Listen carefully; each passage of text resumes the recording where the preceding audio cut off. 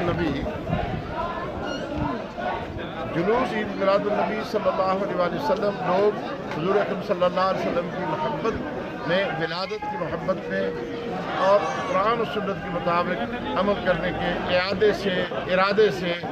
तैयार होकर, बावजू होकर इसमें आते हैं और दुरूद और सलाम पढ़ते हैं, ताकि हुज़ूर अकरम सल्लल्लाहु अलैहि वसल्लम के मोहब्बत को और उजागर किया जा सके और अपनी नौजवान नस्ल के अंदर ख़ास तौर पर हुज़ूर सल्लल्लाहु अलैहि वसल्लम की आमद के बारे में उनको बताया जा सके, आगाह किया जा सके।